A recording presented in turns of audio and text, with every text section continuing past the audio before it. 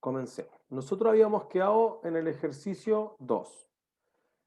Entonces nosotros decíamos, ya hay que hacer la tabla de desarrollo, etcétera, y después teníamos a esta empresa que era un fabricante automotriz de tractores.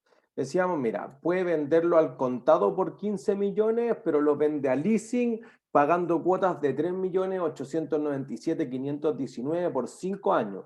Y existe una opción de compra de adquirirlo por 300.000.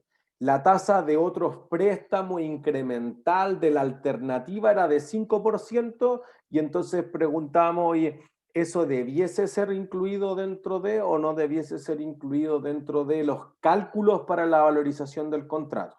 Entonces nosotros dijimos, mira, si yo hiciera el valor presente al 5%, tengo una anualidad, una cuota al contado, otras 4 cuotas en el futuro, fórmula de la anualidad, y luego el valor presente de un solo pago de la opción. No vayan a cometer el error ni en el control de ejercicio ni en la prueba de reconocer como una anualidad. Normalmente se equivocan y ponen 300.000 por la fórmula de la anualidad, pero yo no puedo ejercer 5 veces la opción de compra. Puedo ejercerla una sola vez.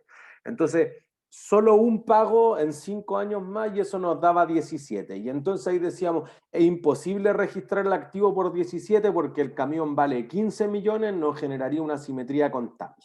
Entonces el valor del contrato es 15 millones y por lo tanto cargábamos el activo por derecho de uso por 15 millones y abonábamos la obligación por leasing por esos 15 millones. ¿Sí? Y entonces eso era lo que respondíamos al final. Después nos decían ya, ¿cuánto es el valor por financiar? Es decir, el monto sobre el que se devengarán intereses, y ahí terminábamos y decíamos, mira, de los 15 millones se pagó una cuota al contado que era 3.897.000 y entonces la diferencia es lo que tú vas a devengar intereses, porque en el fondo esto se puede leer como que estos 3 millones de acá fueran como el pie. Entonces, si tú pusiste 3.800.000 del total de 15, entonces lo que va a registrar la contraparte es la diferencia. Y la diferencia era justamente lo que teníamos aquí abajo, que dice 11 millones. ¿Se entiende? Entonces, con esos 11 millones uno decía, listo, ese es el valor por financiar. Si uno hiciera la tabla de desarrollo, la primera cuota no genera intereses y sobre las que se empiezan a devengar los intereses son justamente esos 11.102.000. ¿Se entiende? Y entonces ahí era donde nosotros quedábamos en la clase anterior mostrando esta parte del ejercicio. ¿Sí? Y entonces uno decía, mira, después te dice, de los registros contables para el arrendatario, ¿el dueño o el que lo usa? El que lo usa. El que lo usa, el usuario. Perfecto. Entonces nosotros diríamos, ya, ¿el arrendatario qué activo tiene? Un derecho de uso. Perfecto. ¿Qué le pasa con el tiempo al derecho de uso? Se amortiza. Listo. ¿Y cómo se amortiza?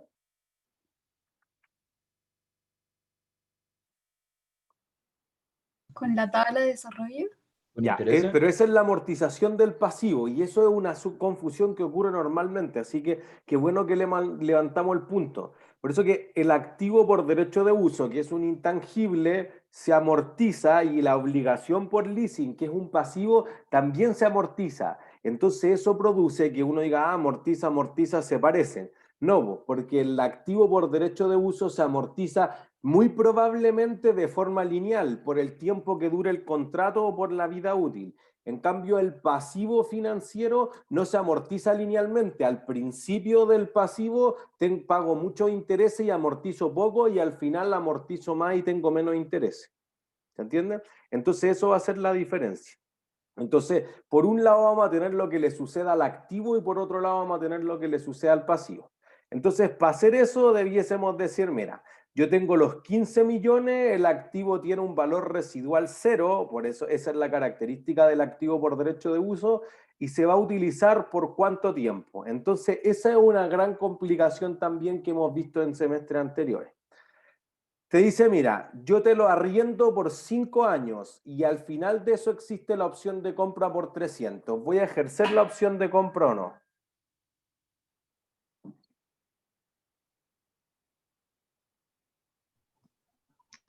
Sí. De nuevo, se cortó el audio. O sea, sí, deberíamos. ¿Sí? Sí, ¿Por qué? la opción de el valor está tomado por debajo del fair value del canal. Eso es. Y nosotros dijimos, bueno, dividamos los 15 millones y fue un cálculo que hicimos el grafiquito y todo. Dijimos, bueno, en 5 años más va a valer los 15 millones dividido 8 por 3 años que resta. Iba a valer 5.625.000. Entonces seguro que la voy a ejercer por 300. Entonces lo que uno dice es, listo, yo la voy a usar por 5 años y no va a ser mío. Y después cuando pase a ser mío, ¿por cuánto tiempo más la voy a utilizar? Por 3 años. Por 3 años. Entonces, en total, ¿por cuánto la debiese depreciar? ¿Por 8 años? Por 8 años.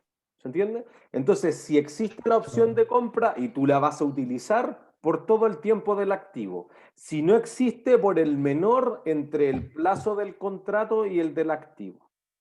¿Sí? Entonces, por eso aquí dividirla por 5 sería un error, hay que dividirla por 8. Y al dividir los 15 millones por 8 te da que se deprecia o amortiza o agota o desgasta, como quieran llamarlo, 1.875.000 O sea, por año. profe, Ajá. entonces para el dividirla en 5 es solamente para saber si nos conviene comprarlo o no.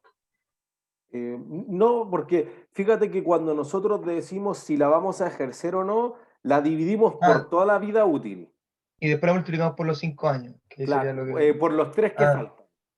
Eso, ya. Eso, pues, y entonces como que ahí sacaríamos como el valor depreciado o el valor neto en el libro estimado en 5 años más. Y como eso es mucho más alto que 300, entonces suponemos que se va a ejercer con alta probabilidad la opción de adquirirlo. Ya. ¿Sí? ¿Es claro para el resto hasta ahí? ¿O alguien quizás se quedó mucho más atrás?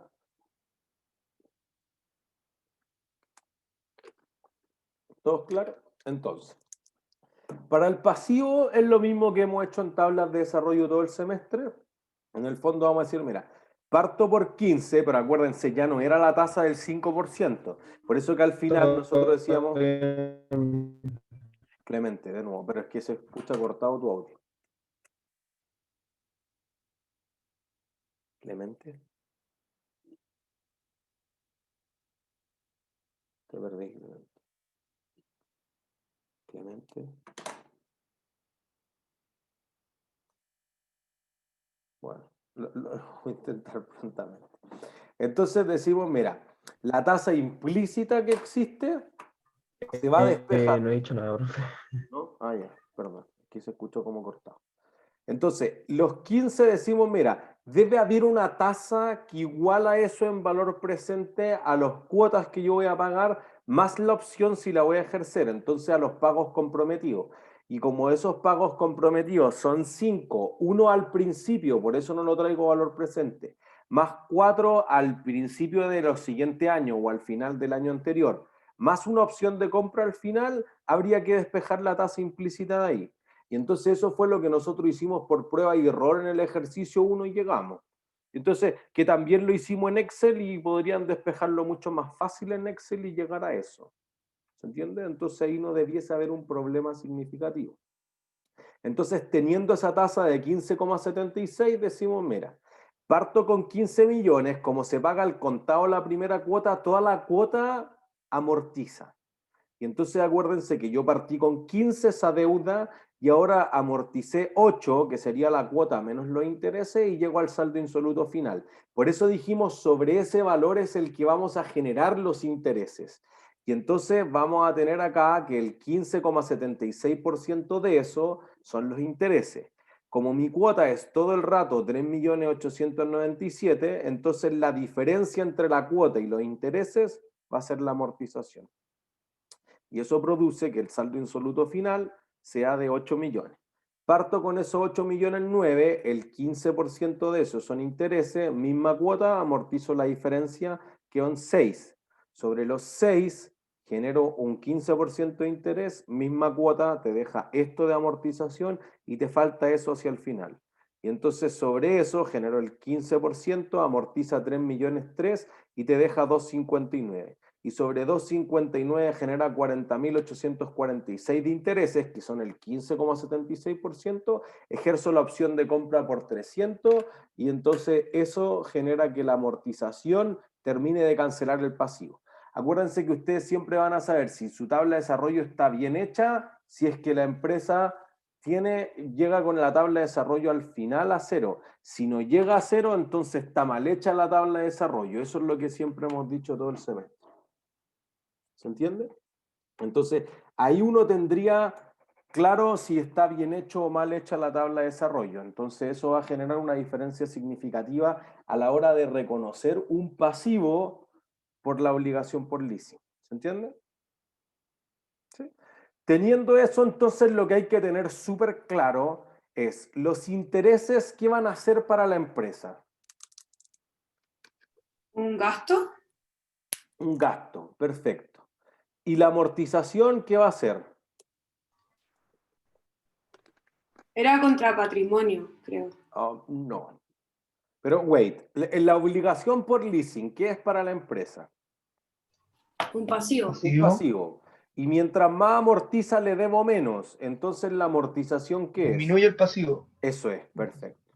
¿Se entiende? Entonces ahí, si a alguien le es más cómodo verlo con cuentas T, con asiento, con la ecuación contable, bueno, háganlo como más le simplifique. Que en el fondo aquí hay que trascender de los asientos y lo habrán notado en la primera prueba. Aquí lo más importante es entender, oye, la empresa está más endeudada, menos endeudada, cómo puede impactar esto en la rentabilidad sobre el activo, en el nivel de apalancamiento, sea pasivo sobre activo. Eso es lo importante para un analista, que eso es lo que hace un ingeniero comercial, más que hacer una serie de asientos. Entonces, esto es lo que más están haciendo las empresas desde el año pasado, porque antes decían, no, tengo un contrato y el arriendo no es nada, ¿no? Pues sí es un pasivo. Entonces tuvieron que empezar a salir a ver cuál era la tasa, porque el contrato no lo dice explícitamente. Tuvieron que empezar a renegociar, porque como habían escondido estas deudas, ahora la empresa estaba muchísimo más endeudada proporcionalmente, entonces era más riesgosa. Por el otro lado, los que le habían prestado plata decían, oye, pero antes tú me dijiste que tenías el 20% del pasivo sobre el activo, pero ahora descubrí que tu balance reproporcionado es 50% o 60%, es mucho más riesgoso prestarte. Y fíjense que solo es un efecto contable, no es un efecto del flujo de caja, porque la empresa siempre pagó la cuota de arriendo, pues entonces eso siempre se reducía del flujo de caja. ¿Se entiende? Esa es la parte importante que uno debería llevarse. Y entonces también entender que lo que nosotros mostrábamos en Entel, que Entel reconocía activos por arriendo por 385, pero que en realidad tenía pasivos por arrendamiento por mucho más. Bueno, porque al principio el activo se deprecia o se amortiza más rápido que lo que se va reduciendo la deuda. Al final llegan a ser lo mismo y al principio valen lo mismo, pero uno es lineal y el otro no. Al final es donde más amortiza porque al principio genera más intereses, o sea, es exponencial. ¿Se entiende? Entonces eso es una diferencia importante que uno debería tener como claro ya con vista al siguiente sábado. ¿Sí? Entonces al principio, activo por derecho de uso contra obligación por leasing. Lo mismo que hicimos en el ejercicio 1, pago la primera cuota al tiro y eso cancela el pasivo. Al final del primer año deprecio o amortizo el activo por derecho de uso y registro el pago de la cuota. Una parte de la cuota son intereses, otra reduce el pasivo y el resto es efectivo. Todo el resto de los asientos son todos iguales. ¿Se entiende? Distintos montos, pero las mismas cuentas. ¿Sí? ¿Dudas hasta ahí?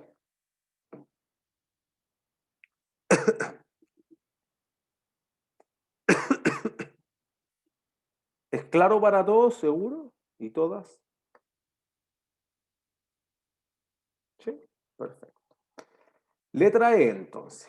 Letra E decía, los registros contables para el arrendador. Fíjense que este ejercicio es muy bueno porque se pone prácticamente en todos los casos, todas las cosas que uno debiese hacer.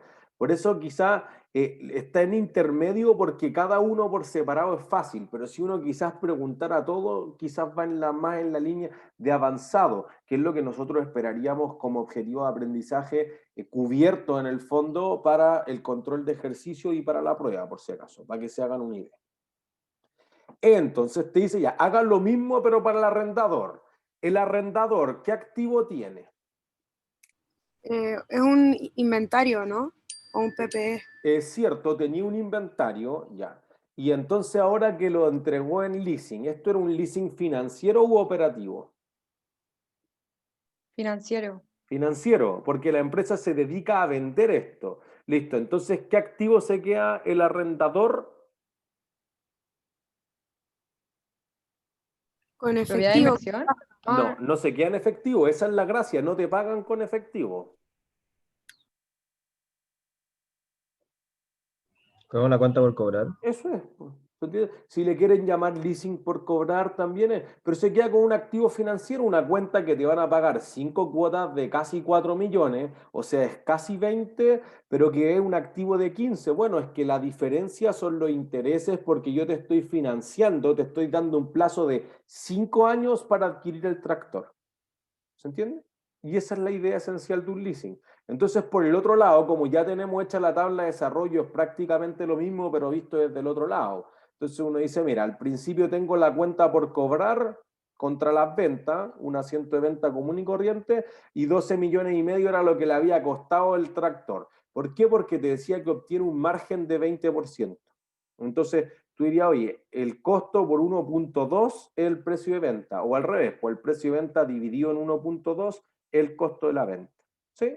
Paga la primera cuota y eso reduce el valor de la cuenta por cobrar al tiro. Y entonces lo mismo que hacíamos al otro lado, que cargábamos la obligación por leasing, el gasto financiero y abonábamos el efectivo, aquí al revés. Cargo el efectivo, abono los ingresos por los intereses o por ingresos financieros y luego abono las cuentas por cobrar que se van reduciendo y que al final van a llegar a ser cero.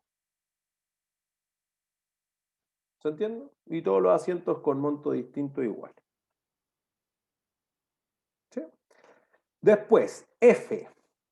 F decía, demuestre que el gasto para el arrendatario sería el mismo independiente que el leasing fuera operacional o de capital. Ya. Esto también está en el capítulo de mostrar una tablita. Entonces, en el fondo uno dice, mira, si tú me reconoces los 3.897.519 como si fuese un gasto completo por arriendo, o si eso tú lo separas en una parte por intereses y por el otro lado el activo además se deprecia o se amortiza, entonces va a ser exactamente lo mismo.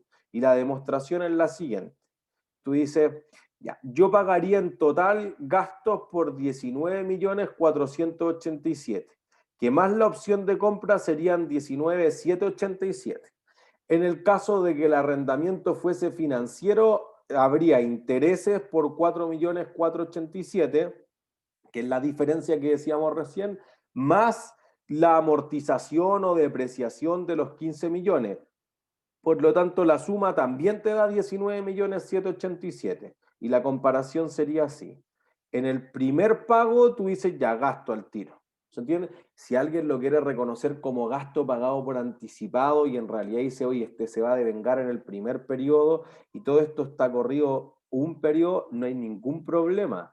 Pero en la suma total, obviando el valor del dinero en el tiempo, fíjense que va a dar exactamente lo mismo. Si operativo te da 19 millones y si es financiero, por un lado la depreciación del activo, por otro lado los intereses, entonces también te va a dar gastos por 19 millones. Por ende, no hay ninguna diferencia en términos de los resultados que tú vas a mostrar. O sea, la utilidad final que tiene en el estado de resultados no va a cambiar. Pero ahí hay una diferencia significativa, fíjense. Los intereses, ¿qué tipo de gastos son? Por un punto premio. ¿Financiero? Financiero. Entonces, ¿van arriba o abajo de la utilidad operacional? Por otro punto premio. Abajo. Abajo, listo, un punto. En cambio, ¿el arriendo es un gasto operativo o financiero? Operativo. Operativo. Entonces va arriba de la utilidad operacional. Entonces, si alguien me dice la utilidad neta, va a ser lo mismo. Pero si tú me dices, oye, el margen operacional, ¿cuánto gana la empresa como proporción de los ingresos? No es lo mismo. Y entonces puedo tener dos empresas que uno tenía un leasing operativo y otro tenía un leasing financiero contabilizado así porque yo quiero nomás, que era la lógica anterior que explicábamos al inicio, y algunos no eran comparables. Y otros de plano decía, yo no tengo ningún pasivo. Entonces además tú me vas a decir, mira, tengo la misma utilidad, pero una utilidad medida sobre un activo de 100 no es lo mismo que una utilidad medida sobre un activo de 200. Entonces, muchas de estas empresas que tenían este financiamiento fuera de balance mostraban un performance, un desempeño financiero mucho mejor que lo que mostraban las empresas que sí estaban reconociendo el leasing financiero. Y como esto no era homogéneo, a los analistas le era muy difícil ver cuál era la mejor empresa para saber en cuál comprar, a cuál prestarle plata, etcétera. Y al revés, los analistas bancarios o de otras empresas de financiamiento, le era muy difícil encontrar estos pasivos escondidos en los balances, porque no estaban. Entonces, ¿cómo le empiezo a decir, oye, mándame todos los contratos de arriendo, etcétera? Era súper difícil como tratar de homologar la empresa. ¿Se entiende? Entonces, esa brecha de distorsión se acota. No es que quedara perfecta, dijimos que había un caso que uno va a decir A, el otro va a decir B, sí, pero son los menos. En la realidad no puedo hacer que todas las empresas sean 100% comparables, pero al menos esta idea de que hubiesen 10.000 aviones volando que no estaban contabilizados en ningún estado de situación financiera, acortaba la brecha importantemente para las compañías. Y si ven las más de 40 aerolíneas que se han acogido a reestructuración financiera o a quiebras durante este año, uno de los mayores acreedores, siempre o el primero o el segundo, es la empresa de leasing de los aviones. O sea, yo el otro día estaba haciendo algo para el capítulo de ingresos de Conta 1 veía las aerolíneas chinas. Las aerolíneas chinas tenían más aviones en arriendo que aviones propios. La TAM Airlines, por ejemplo, cuando lo acogió más o menos era la mitad. Pero las aerolíneas chinas tenían el 70%, entonces China Southern, creo que era, y Air China tenían así como el 60 o el 70% del activo había aparecido recién por el activo por derecho de uso. Y las propiedades, plantas y equipos propias eran bastante menos. Eso distorsiona el rendimiento, la liquidez, la solvencia, cualquier cosa que uno quiera ver del aspecto financiero de la compañía. ¿Se entiende? Entonces, el reporte que uno podía ver del balance o del estado de resultado antes era de mucho menor calidad. Y fíjense que en el total, que era justo lo que preguntábamos aquí, no hace la diferencia. Entonces uno decía papas, patatas, no, no es eso. No es que tú le digas intereses o gastos financieros, eso es distinto. Es que una cosa era considerada parte del negocio habitual y otra no era considerado parte del negocio habitual. Y eso hace una diferencia muy significativa a la hora de proyectar cuánto pueden pagar, de calcular la tasa de descuento, etcétera, etcétera, etcétera. ¿Sí? G. Entonces, si un cliente se volviera financieramente insolvente y no pudiese seguir pagando las cuotas de arrendamiento, ¿qué asientos debería registrar cada parte, el arrendatario y el arrendador, cuando se cancelara unilateralmente el contrato sin compensación alguna más que la devolución del activo? Entonces, aquí nos dice cuando se vuelve insolvente, vamos a suponer cualquier periodo y para tener un dato. ¿Se entiende? Entonces, digamos que esta situación ocurre justo al inicio del año 3, o sea, ha pagado 3 cuotas, la cuota que paga al principio del año 1 o el año 0 en el fondo, la que paga al inicio del año 2 o al final del año 1 y la que paga al inicio del año 3 o final del año 2. ¿Sí? Entonces, de la tabla de desarrollo desprenderíamos que debe 6.468.000. Sabríamos que el activo costó inicialmente 15 millones y se ha depreciado 1.875.000 por 2 años, entonces va en 11.250.000. Entonces, fíjense, tú cancelas un pasivo por 6.468.000, pero tienes un activo por derecho de uso que vale 11.250.000. Entonces, como sale un activo que es más valioso que el pasivo que cancela, la empresa pierde plata. ¿Se entiende? Entonces, este sería tu asiento. ¿Todos de acuerdo? Que eso era lo que discutíamos al principio de la clase anterior, inclusive final del martes pasado. Entonces, nadie querría cancelar el contrato anticipadamente, pero la empresa tuvo problemas financieros y ocurrió eso. Por el otro lado, el arrendador va a recibir un activo que vale 11.250.000, que acuérdense, como era el fabricante, lo cuenta como un inventario. Se extingue esta cuenta por cobrar de 6.468.000 y entonces gana la diferencia, los 4.781.292 como parte de la cancelación del leasing. Por eso que esto es para uno pérdida y para el otro la ganancia por la cancelación del leasing. ¿Se entiende? ¿Dudas? Profe, el primer asiento de quién era? Se me ha confundido. El primero es del arrendatario.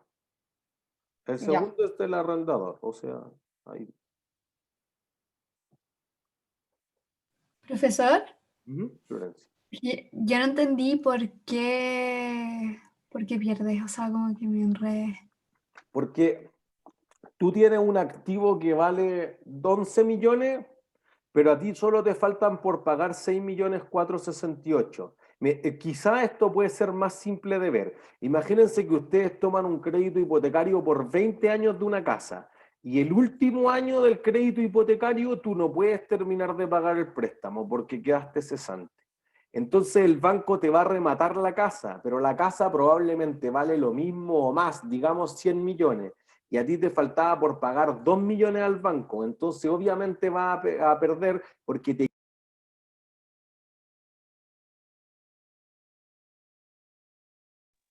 Aló. Me caí, perdón. Hola, profe. Ahí se escucha. Hola. Pensé que había sido yo. Fui yo, ¿verdad? Entonces, como que lo que yo decía de la casa, a ti te van a quitar una casa que vale 100 millones y en realidad tú solo debías 2 millones. Entonces estoy entregando un activo que vale mucho más que lo que a mí me falta por pagar. Pues entonces voy a perder 98 millones de diferencia. ¿Entiendes? Aquí lo que te pasa es que tú entregas un activo que le queda un valor, digamos, residual o neto en libro en ese momento de 11.250.000, pero a ti solamente te faltaba por pagar 6.468.000. Y eso depende súper harto de que el pasivo es por 5 años. En cambio, el activo tiene una vida útil de 8 años. Entonces, obviamente que el pasivo se va a reducir mucho más rápido que el activo. Entonces, si yo te entrego el activo, perdón, porque no lo puedo seguir utilizando, hoy el tractor era mucho más valioso que lo que te debía. O al revés, yo te había pagado mucho más del activo de lo que yo alcancé a obtener de beneficio. Entonces fue mal negocio, pues, y por eso perdí plata. Ya, perfecto. Gracias. No hay de qué. Entonces, hagamos el 3 que es más cortito y me parece que eso es súper bien. Pero después cuando ustedes ya estudien con su grupo de estudio y todo, como en siempre, como en todos los otros ejercicios, están los ejercicios ya de nivel avanzado quizá. Por ejemplo, el ejemplo 4, por ejemplo, el ejercicio 4 es de una prueba. Yo diría que finales del 2016, finales del 2017. Entonces, para que se hagan una idea más o menos qué esperar para la prueba, qué esperar para el control de ejercicio. Este también, este es del... ¿Cuándo la FER con Felipe era en medio? Del 2017. Finales del 2017. Segundo semestre del 2017. Este también lo preguntamos en la prueba. Entonces, para que se hagan una idea...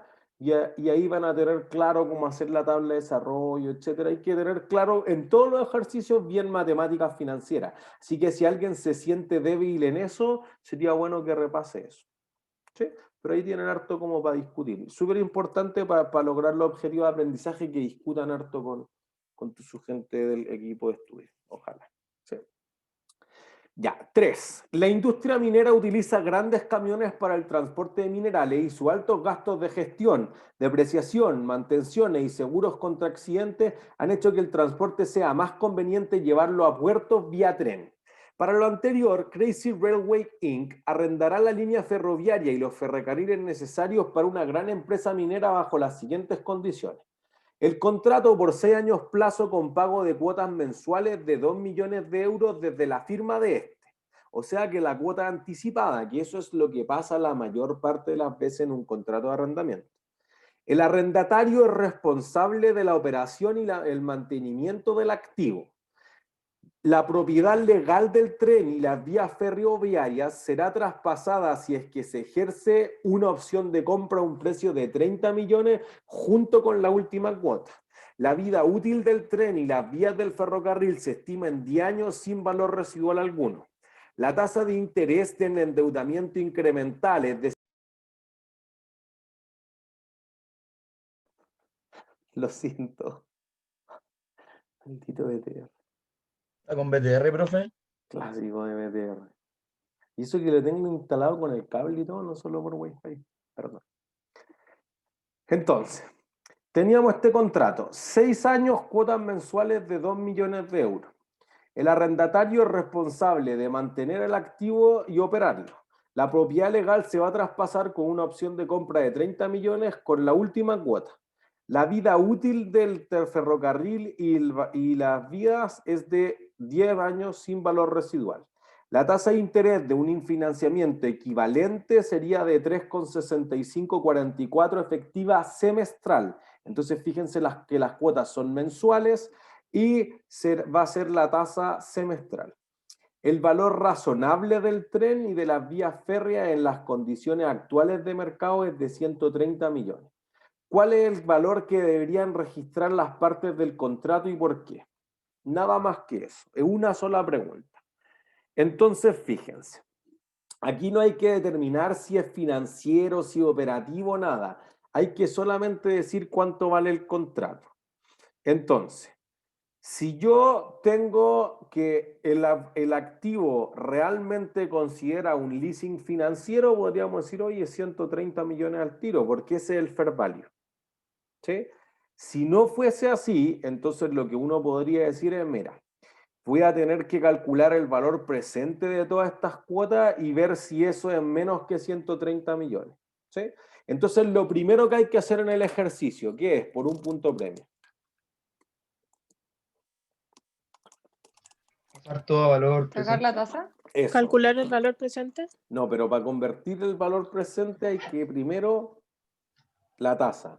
Porque fíjense, la tasa está en efectiva semestral y las cuotas, que es lo que manda, están en términos mensuales. ¿Cómo convierto eso entonces?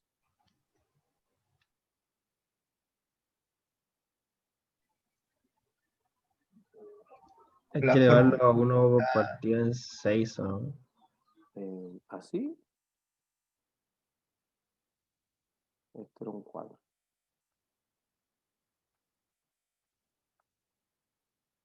¿Dividido 6?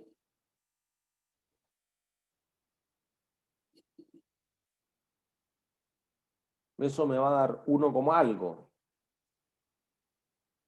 Pero me suena que eso no es lo que hay que hacer. ¿Alguien tiene otra idea de qué hacer?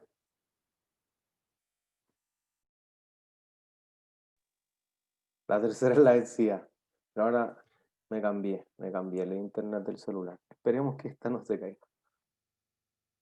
Entonces ya, quedamos en la conversión de la tasa. Si yo la divido por 6, supongo que esa tasa es simple. Aquí te dice que la tasa es efectiva, eso implica que fue compuesta. ¿Cómo debería transformarla a mensual?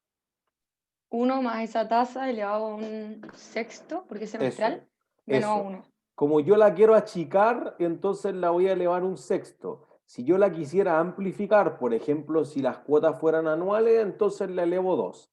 Eso le quito el menos 1 y eso nos debiera dar 0,6%. ¿Sí?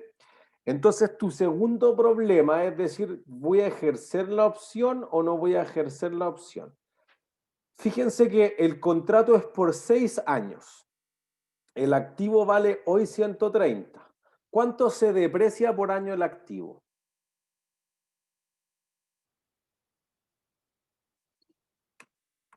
Se divide en 6 porque no tiene valor residual. Pero la vida útil es 6. En 10. ¿De años? Primero con los 10, porque fíjense, lo que vamos a decir es lo siguiente. Este dividido 10 nos va a dar 13 millones de depreciación al año. Entonces, luego de 6 años, vamos a decir, va a valer los 130 millones menos los 13 millones por 6 años. ¿Sí? Entonces eso va a ser 52. Listo. Si la opción de compra es por 30 millones, ¿voy a ejercer la opción de compra o no? Sí. Sí, porque es muy por debajo de 52 millones. Entonces fíjense que aquí los pagos contemplados en el contrato son todas las cuotas de arriendo, los cánones, perdón, y además la opción de compra porque existe certeza de que la voy a ejercer. Si la opción de compra fuera por 70 millones, digo, no sé. Y en el no sé no la considero como un pago del contrato. Eso es súper importante tenerlo claro también. ¿Sí? Entonces vamos a decir, listo, voy a hacer una anualidad por ¿cuántos meses?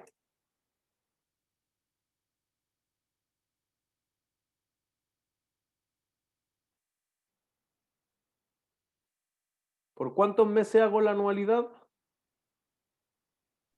O sea, 6 por 12 o no. Eso, 120. por 72. Y entonces, no es por 120, ojo, pero es una confusión súper válida porque en el fondo uno dice la vida útil es de 100 años, es de 10 años. Claro, pero el contrato es solamente por 6. Si yo después digo por cuántos meses voy a depreciar, seguro que por 120 porque estoy seguro que voy a ejercer la opción de compra. ¿Sí?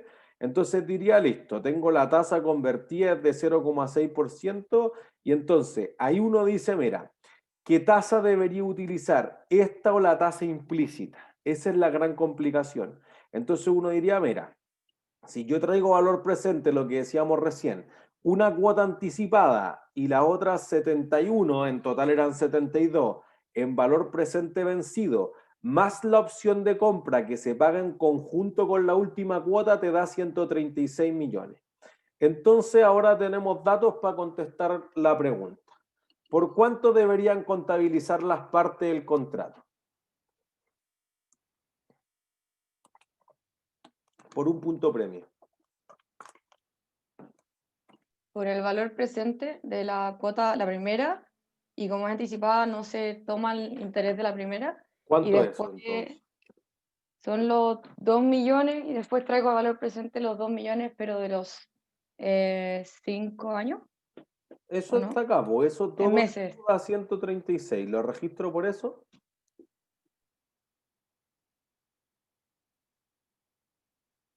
Es que, profe, usted dijo que dependía porque si no lo podíamos registrar por el fair value, dependía Eso. del método. No depende del método. Depende O de sea, si algo que es el ISI, lógico. ¿Por qué lo registro? No es por ese, es por es que el es por el fair value. valor del mercado, ¿no? Por fair Sí, value, por ¿pero por qué, 130. po? Porque a Porque eso es el menor de está los dos. tasado. Ah, Pero no, ojo, no es porque el menor de los dos. Ojo, es cierto, todavía vale el punto premio, Valeria. Pero en el fondo no es porque sea el menor de los dos, es porque si digo, mira, tengo el derecho a usar en este caso era la línea férrea y el tren. Ya tengo el derecho a usar el tren por 136. ¿Cuánto vale el tren? 130. ¿El derecho a utilizarlo puede valer más que el tren?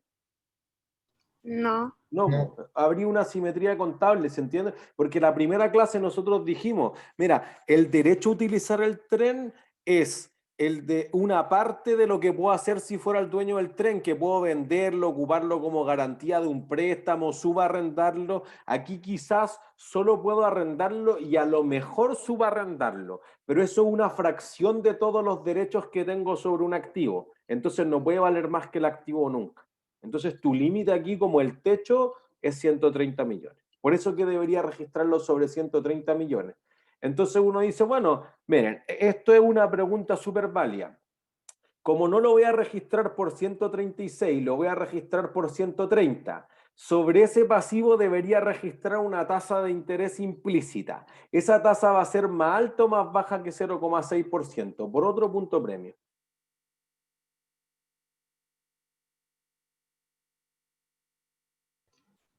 Más baja. ¿Por qué? No sé en verdad. ¿Más alta o más baja? O Yo sea, creo que es más ¿tiene baja, que va a ser comentar el 130? valor de mercado. Porque A eso ver, habla de por ¿Tiene nuevo. que ser 130? No, tiene que ser mucho más alta, ¿o no? Porque es inversamente proporcional al valor presente. Y si el valor de mercado es 130, tiene que ser más alta, ¿o no? Esa es la explicación correcta. Un punto premio.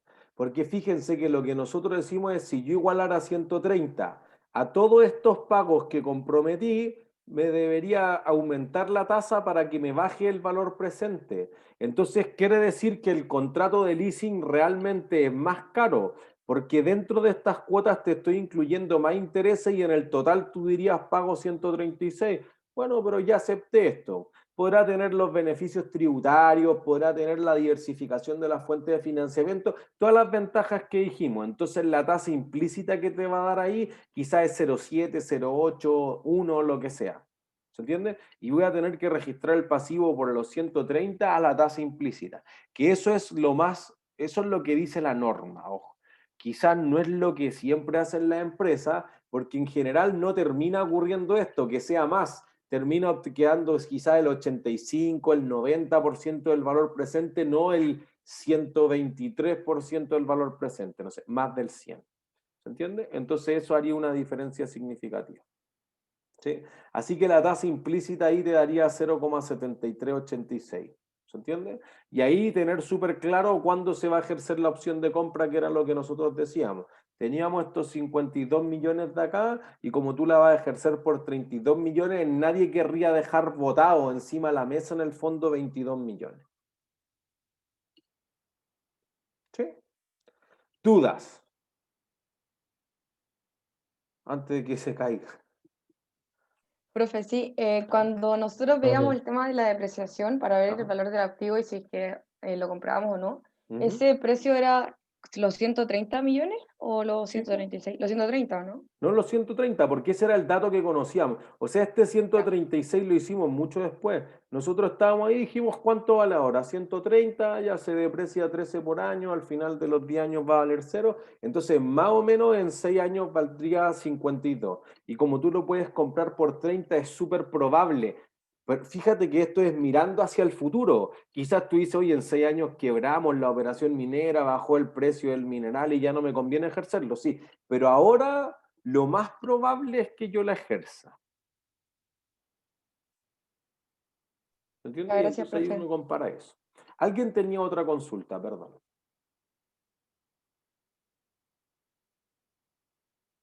¿No? ¿Todos claros? Listo. Damos por cerrado entonces leasing. Fíjense que tiene harto de matemáticas financieras. Entonces, insisto que si alguien se siente débil en matemáticas financieras de la prueba 1 en el fondo, quizás pueda hacer el set, porque para eso tienen para bonos que vamos a estar viendo esta clase, las siguientes clases, etcétera.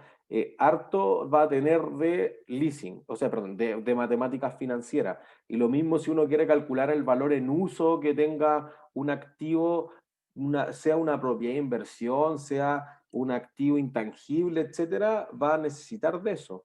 Entonces, es bien importante que estén con lo de matemáticas financieras al día.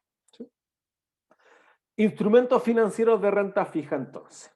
¿Qué queremos ver? Queremos lograr entender qué es un bono, que es crucialmente lo que vamos a hacer en los próximos 20 minutos, cómo interactúan los mercados financieros con los mercados o con las empresas que necesitan financiarse con estos instrumentos de renta fija, y vamos a explicar por qué se habla de que son de renta fija, identificar cuáles son los principales tipos de bonos y cómo se valorizan, cuándo se debe ocupar el modelo del costo y el del valor razonable y cuál es la lógica que hay detrás de cada uno de ellos, así como hacer los registros contables incluyendo los del rescate anticipado. Entonces, un bono se habla que es un instrumento de renta fija porque tú conoces los pagos que te va a dar. El bono en el fondo es como un préstamo que se puede negociar en los mercados financieros. Si yo voy y vi un préstamo con el Scotiabank, me quedo con el Scotiabank por 10, por 15, por 20 años por lo que dure el préstamo. Si yo voy y compro un bono de Entel y después no me gusta Entel, entonces lo puedo vender, se lo puedo vender a una compañía de seguros, se lo puedo vender a otra persona, etc.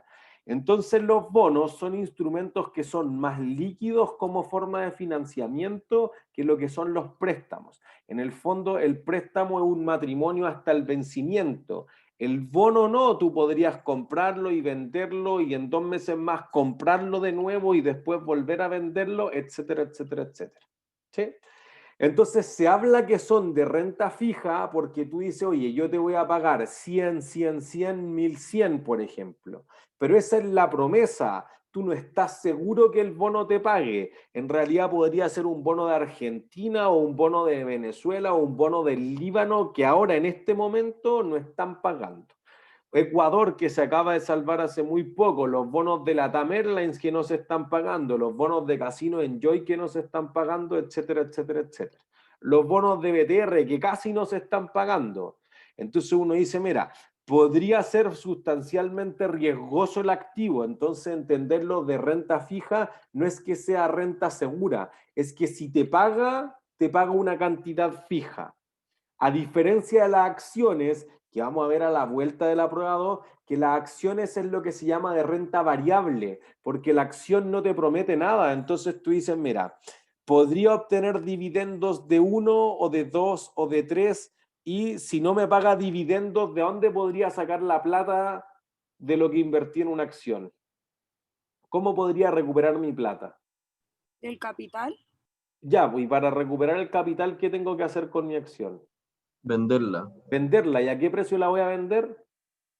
al precio del momento. ¿Es una bolsa? Ya, ¿y cuánto es eso? Pucha, depende. Es variable. Ojalá mayor de Eso. lo que compré. Ojalá, pues, pero no sabemos, puede ser la gracia, es renta variable. ¿Se entiende? Es mucho más riesgoso y además piensen, ustedes véanlo en la compañía. Si yo vendo un bono va a ser un pasivo de la empresa. Si tú vendes una acción va a ser capital propio, va a ser patrimonio de la empresa. ¿Quién se cobra primero, los acreedores o los accionistas?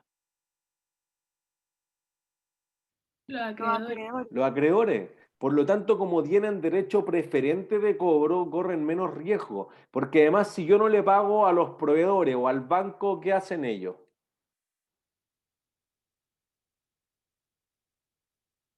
¿Me pueden demandar? ¿Y para solicitar qué cosa? Los Te bienes quitan lo inmuebles, que sea que... propiedad, Eso. activos. La quiero. Te solicitan la quiebra y te pueden embargar los activos que ustedes dicen. Los accionistas no pueden hacer eso. O sea, hoy como no me han pagado dividendos, me voy a llevar la oficina, me voy a llevar los autos. No, no se puede hacer eso. Entonces, eso hace una diferencia. Por eso nosotros decíamos que hay una ventaja importante, por ejemplo, en el leasing. Dice, oye, no me pagaste el arriendo, ándate de mi casa, pues, ándate de mi tractor, ándate y entrégame mi avión de vuelta y así sucesivamente. Entonces el leasing tenía esta ventaja que identifica el activo. Por eso que en todos los pasivos, sean préstamos, sean contratos de arrendamiento, sean emisión de bonos para empresas más grandes, no es que todas las empresas emitan bonos, pero las empresas más grandes, por ejemplo Entel, por ejemplo Cencosud, Soquimich, Falabella, etcétera, emiten bonos porque las necesidades de capital que tienen son mucho más grandes en el fondo. ¿Entiendes? Si ustedes van a pedir 500 millones de dólares al banco, no da. Pero Entel fue y pidió 800 millones de dólares para ir a comprar Nextel en Perú en el 2014. Yo ahí le hacía clase en la Chile a la gente de la tesorería y el bono fue un éxito en ese momento. Después fue el desastre de Entel. Pero hasta ese momento el bono se colocó una tasa súper baja, etc. Entonces, primero, ningún banco por sí solo le hubiera prestado 800 millones de dólares.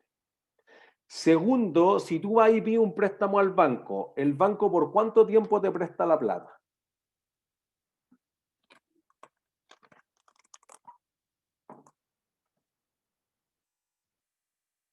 Depende del contrato, ¿o no? Ya, diga, un préstamo de consumo. ¿Cuánto tiempo es un crédito de consumo lo máximo que te va a prestar?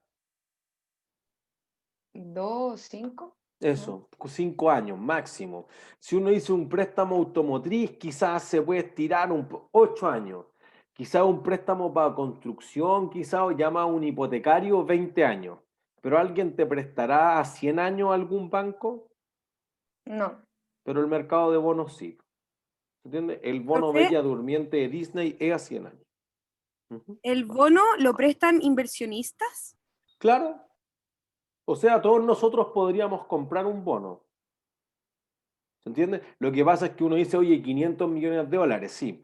El bono en realidad se troza, se hacen cortes. Entonces, clásicamente en Chile se dice, mira, vamos a hacerlo en cortes de 10.000 UF. Entonces, claro, uno podría decir, oye, igual yo no tengo 250 millones. Sí, pero podría ser un fondo mutuo, por ejemplo, en el que todos pusimos 200 lucas, 1 millón, etcétera, y entre todos levantamos 250 millones. ¿Se entiende? Y se venden 10.000 de esos cortes. Entonces la empresa recauda los 200, 300, 400 millones de dólares, pero en realidad uno tiene 20.000 dólares, el otro tiene 50.000, 8.000, etcétera, y se puede obtener. ¿Se entiende? Ese quizá nosotros, nuestro segmento se llama inversionista retail, las personas naturales. Los que mueven los mercados de capitales, ¿quiénes creen que son? Los bancos, Sí, más o menos, Los pero fondos no. de inversiones. Ya, ¿qué tipos de fondos? Uno puede ser la AFP. AFP. La AFP, los fondos de pensiones. Esos son los que transan el 42% del capital. De hecho, en el capítulo hay un gráfico que dice, oye, ¿quiénes son los que controlan esto? Los fondos de pensiones. Porque además, fíjense que los fondos de pensiones, ¿cuál es el pasivo que tienen los fondos de pensiones? Pensiones por Las pagar. pensiones. Eso es. Entonces, si una FP tiene un retiro programado, entonces tú dices, mira, la persona se jubila por 20, 25 años. Si era una compañía de seguros, que son los otros inversionistas institucionales, ese concepto se refiere a que hay instituciones que invierten el dinero de terceros en nombre de ellos, en el fondo. Entonces, las compañías de seguros tienen la renta vitalicia, y la renta vitalicia, ¿cuánto tiempo dura? ¿Perpetuidad o no? Vitalicia. Eso, perpetua, pues entonces de por vida. Entonces uno dice, bueno, pero la gente no vive para siempre, sí, pero puede hacer una estimación 35, 40, 50 años. Por eso que los bonos son una inversión súper atractiva. Entonces Entel, por ejemplo, lo vende y es el pasivo. Pero quizá MetLife, por ejemplo, compra el bono de Entel a 40 o 50 años porque queda en el activo generando flujos, los cupones que le va a pagar Entel, las cuotas, digamos, al mismo pasivo que va a tener que pagar a su jubilado la compañía de seguro. Entonces, podría ser súper atractivo para hacer como un match entre lo que genera el activo en el mismo tiempo que lo que sale por pagar el pasivo.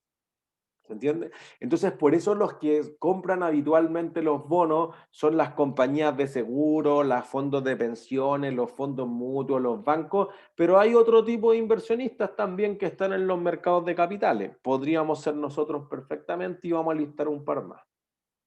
Entonces, profe, ¿por qué alguien elegiría comprar acciones en vez de bonos si las acciones son mucho más riesgosas? Pero más rentable.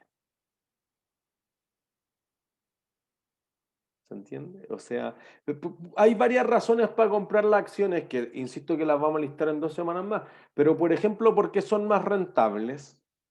Entonces, como que el bono te limita. Si la empresa le va súper bien, el bono va a ganar siempre lo mismo, 5% de interés. Pero si tú eres accionista de la empresa y la empresa le va súper bien, entonces suben la bolsa. Entonces, para entregarte, por ejemplo, Amazon, cuando se listó en la bolsa en el 97, tenía puras pérdidas, después tuvo patrimonio negativo como por 5 años, etcétera, y en el 97 era una estupidez tratar de comprar todo por internet. Pero después de eso, la acción ha subido 289.000%. No hay un bono en la historia que haya sido capaz de rentar tanto. ¿Se entiende? Es la empresa más rentable de todos los tiempos. Entonces, para obtener ese tipo de rentabilidad, claro, tú en el 97 tuviste que doblar los dedos de las manos, de los pies, todo, y cruzar y todo, rezar para que te pagara. Bueno, y te pagó. Nunca ha entregado un solo dividendo, pero a nadie le importa si la acción ha subido 289.000%. ¿Se entiende? Entonces, quizá, y eso trasciende los objetivos de aprendizaje de este curso, es más una cosa al final de la carrera, en Finanzas 2, hay una relación entre el riesgo y el retorno. En el fondo, una acción es más riesgosa y es más rentable, pero alguien dirá, bueno, si me renta el doble no corro el riesgo, pero si me renta el triple capaz que corre el riesgo. Entonces, ¿cuánto más debe rentar? Es un problema para Finanzas 2. ¿Sí? Entonces, clásicamente, ¿qué entra dentro de estos instrumentos de renta fija? Los depósitos a plazo, por ejemplo, los papeles comerciales, pagaré o efectos de comercio, que en general son los bonos de corto plazo, y más bien los bonos corporativos y soberanos, corporativos de las empresas, soberanos de los países, se piensan los que son de largo plazo, a más de un año. ¿Se entiende? En cambio, los instrumentos de renta variable son las acciones fundamentalmente, pero a veces cuotas de fondos de inversión. ¿Se entiende? Entonces, miren, quizá lo que es interesante es, déjenme ir a internet, acá estamos. Estaba justo en el metacurso. Entonces, vayamos a la página de la bolsa, que nosotros veíamos un poco al principio del semestre. Pero, ¿qué creen que es más transado, los bonos o las acciones? Las acciones. ¿Por qué? Siento que es como mucho más fácil de comprar. Es cierto, porque tienen valores más chiquititos, pero fíjense, mercados, veamos mercados en vivo y en directo. Entonces, ahí está cargando. Fíjense lo que se ha transado durante el día. Si se fijan acá, tenemos el monto transado total. Entonces, durante el día, voy a correr la barrita para acá, se han transado 1,6 billones de pesos. Ahí va el millón, ahí van los billones, por si acaso. ¿Sí? Fíjense el número de negocios. Lo que más se ha hecho en negocios son acciones, es cierto. Entonces tenemos acciones, cuotas de fondos de inversión, futuros, que futuros y opciones son derivados financieros, casi no se transan. Monetario, casi nadie va a transar moneda a la bolsa. En general eso se hace con los bancos para las empresas y para las personas con una casa de cambio. Y acá tenemos lo que nosotros decimos, instrumentos de renta fija, bonos, e instrumentos de intermediación financiera, papeles comerciales. ¿Se entiende? Y aquí es exactamente lo mismo, pero por ejemplo este es un bono a más de un año y este un bono a un año o menos. ¿Se entiende? Entonces muchas veces las empresas dicen para administrar su liquidez, oye, yo te voy a pagar en 2 años, en 5 años, en 10 años, en 20 años. ¿Se entiende? Ah, ya. Pero si tú dices yo te voy a pagar en 3 meses, no tiene sentido que tú digas a 20 años, claro, pero págame una vez al año por lo menos, pues no te voy a esperar 20 años. Pero tú dices en 3 meses, hazme un solo pago en 3 meses. ¿Se entiende? Y fíjense acá entonces, son muchos más negocios, pero de las acciones solo se han transado 41.000 millones, más las cuotas de los fondos de inversión 3.500 millones. Entonces digamos que hay 45.000, pero el total fue 1,66 billones. Entonces esto representa el 3% de lo transado hoy día y todas las otras cosas, particularmente renta fija, el 97%. Y fíjense que lo que más se transa es de corto plazo, no de largo plazo. ¿Por qué? Porque la empresa dice, no, hoy día me sobra plata y yo pago los sueldos el viernes, entonces invierto a esto, me genera un interés de aquí a mañana. Pero fíjense que son menos transacciones por muchos más montos. Entonces digamos, y cada transacción es de 200 millones y acá, no sé, es de 50 millones. En cambio, aquí alguien va y compra 50 luquitas de acciones, 80 luquitas, 500 luquitas, que es poco comparado con lo que está transándose en los otros mercados, en instrumentos de renta fija, largo plazo, e instrumentos de intermediación financiera. Eso significa IIF, que es de corto plazo. ¿Se entiende? Entonces, los bonos, y con esto vamos a terminar la clase hoy día, los bonos se ven o se veían históricamente algo así. Fíjense que te dice, mira, este es un bono de Australia, era por $20 y te ofrecía una tasa de cupón de 5,25%. Eso que aparece ahí. ¿Por qué se habla tasa de cupón o de los cupones, que son las cuotas? Fíjense que ahí está como particularidades de cada mercado. Las cuotas se le llaman cupones a los bonos, se le llaman dividendo a las acciones, se le llaman cánones a los contratos de leasing y así sucesivamente. En los créditos hipotecarios se llaman dividendo hipotecario. Cada uno le pone su nombre. Lo importante es que te decía, mira, yo te pago 20 cuando vence este bono y ahí lo pueden leer todo, pero mientras tanto tengo literalmente estos cupones que están acá. Entonces, si tú tuvieras el bono físico para ir a cobrar, digamos, 6 meses después, tú vas a cortar el bono.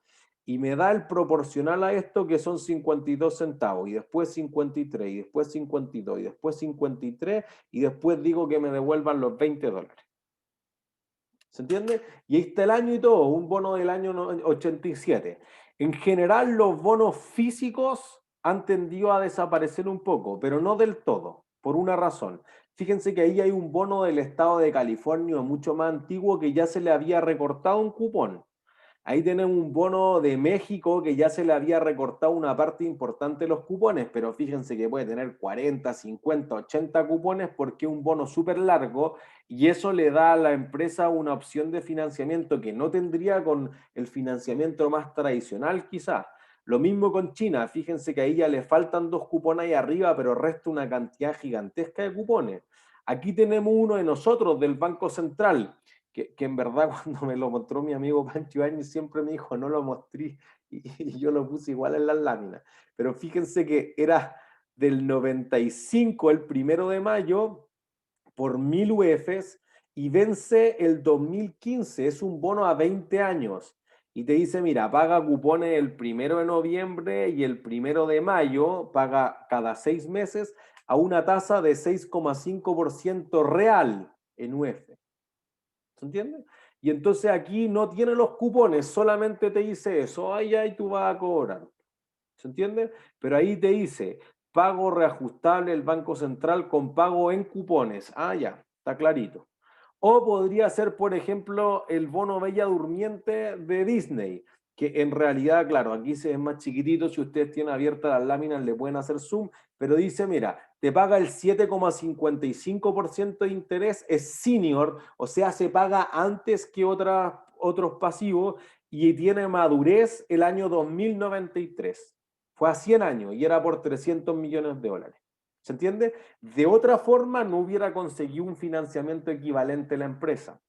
Entonces lo que nosotros decíamos es, mira, una empresa más tradicional podría ir a buscar la plata al banco y que el banco se la preste a la empresa. Entonces, por eso que los mercados de capitales, sean los fondos de pensiones, sean las compañías de seguro, también ahora muchos los family office, los hedge funds, que son fondos de cobertura más sofisticados, que hacen otras cosas más raras, etc. Los NIMs, los no institucionales de montos significativos, las personas de alto patrimonio, están en este mercado de capitales, dicen ya, yo compro un bono del banco o yo tomo un depósito a plazo en el banco y el banco lo único que hace es agarrar esa plata y enviársela a la empresa. Por eso se habla que el banco es el intermediario. Bueno, lo que nosotros queremos ver es que si tu empresa es suficientemente grande, el Metro, Codelco, Microsoft, Apple, etcétera, podría saltarse al banco y llegar directamente al mercado de capitales, porque en el fondo ya está en la ciencia, y con eso terminamos. Si tú le ofreces un depósito a plazo, este te paga 3, pero el banco, ¿cuánto le cobra a la empresa por prestarle plata? Más o menos que 3.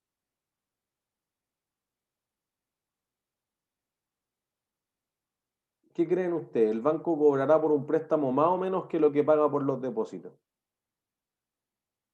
Yo creo que más. Más, listo, 6%. Porque si no cobra más, pierde plata. Entonces, fíjense, la empresa podría saltarse al banco, entonces el Metro va y habla con la FP Provida y le dice, oye, ¿por qué no me prestáis plata tú directamente allá? O encontrémonos a medio camino, 4,5. Fíjense que para el Metro es más barato endeudarse porque se endeuda, obviemos lo de los mayores plazos, a una tasa más baja. Y por el otro lado, una FP hace rentar más los fondos de todas las personas porque en vez de recibir 3%, recibe 4,5%. Entonces eso es bastante más atractivo. Y entonces esa es una de las razones de por qué como que se desintermedia el sistema financiero. Te saltas al banco y vas directamente con las empresas. No todas las empresas lo hacen, quizás las pymes le cuesta mucho más. Obviamente una micro pyme le es imposible, pero quizás empresas que todavía entran en el rango de pyme han emitido colocaciones privadas más pequeñas, Virutex, 20 millones de dólares, etcétera. Entonces, en vez de tener que ir a la bolsa, hacer un roadshow, pagar una clasificación de riesgo que implica $500,000 solamente costos para tratar de emitir el bono, quizás voy y me junto con 2 compañías de seguro, con 2 fondos mutuos de pensiones, le digo, ¿cuánto quieren ganar ustedes? 5%, ya listo. Y le pongo en el cupón físicamente o digitalmente 5% y listo. Y entonces me endeudo con ellos de una forma privada. Ese bono es lo que se conoce como un private placement. Y para evitar estos costos que tienen que ver con que contrate un asesor financiero, que lo inscriba legalmente, abogados, pasearme por el mundo para convencer a la gente, hoteles, etcétera, quizá ahorrarte esos costos tiene bastante sentido. Y cada vez más con el tiempo se han ido más a estas colocaciones privadas, evitando las colocaciones públicas, porque es más simple de hacerlo en el fondo y quizá la tasa no es tan baja como si fuese pública, pero puedo aprovechar una parte importante de las características atractivas para emitir en esos bonos, especialmente para estas empresas que no quieren 500 millones de dólares, pero que quieren 20, entonces igual es un monto más o menos alto para el banco, pero quizás lo quieren en plazo exótico, así como 33 años. No sé por qué, pero 33 años. El banco no te da eso. ¿Se entiende? Dudas. Sí, yo tengo una pregunta, como para entender la diferencia entre el bono y la acción. Un banco de inversiones, ponte tú, como no sé, el Vice, Moneda, cualquier cosa, ¿ellos compran bonos o acciones? ¿Bonos? Ambos. ¿Y private equity sería bonos o acciones? El private equity podría armar un fondo que venda las cuotas y eso es probablemente sería acciones, es lo más genérico. Pero hay private equity también que arman así como créditos privados. Me ha tocado estar un par de transacciones, por ejemplo, de levantar 40 millones de dólares para un hotel boutique. Y entonces el private equity financia 25 o 30 de esos millones con un préstamo privado. Entonces podría estar con algo mucho más similar al bono, pero te diría que la mayor parte de las veces es con acciones.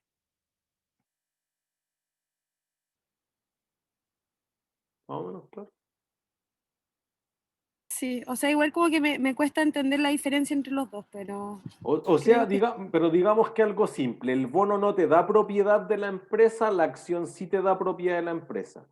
Entonces los bonistas no toman decisiones, pues dicen ya, págame y nos vemos a fin de año, pero si tú quieres echar a los gerentes, abrir nuevas plantas, cerrar locales, cambiar los activos, todo eso lo toman los accionistas y para eso tienen que comprar acciones.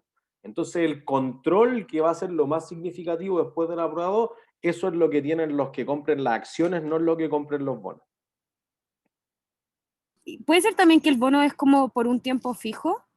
Sí, claro, el bono tiene un vencimiento la mayor parte de las veces, la acción no tiene vencimiento. Es una buena Ya, diferenciación. me quedó claro. Ya, buenísimo, gracias. ¿No hay de qué? ¿Alguna otra duda? ¿No? Ha sido todo por hoy entonces. Que estén súper bien. Chao, Chao, profe, chao. gracias. Chao, profe, tenga buena Chao, semana. gracias. Chao, Chao, profe. igualmente. Oh, profe, una pregunta, es que Ujú. esta clase me va a negar 2 puntos premios, pero ¿le mando el mail por todos como con detalle o Sí, no? por favor. Para que yo, y Ya, ahí yo te contesto y los contabilizo todos. Entonces pone como 1, ya. 2, 3, 4, para tenerlo claro. Y el otro, profe, que los bonos, en lo de la empresa, al final ganan porque los financian al tiro, es como para ganar liquidez en la empresa, ¿o no? Claro, para invertir en proyectos, para reestructurar, quizás tenía un préstamo que es muy caro y el bono le ofrece una tasa más baja, entonces prefiere financiarse pagando menos intereses. Ah, ya.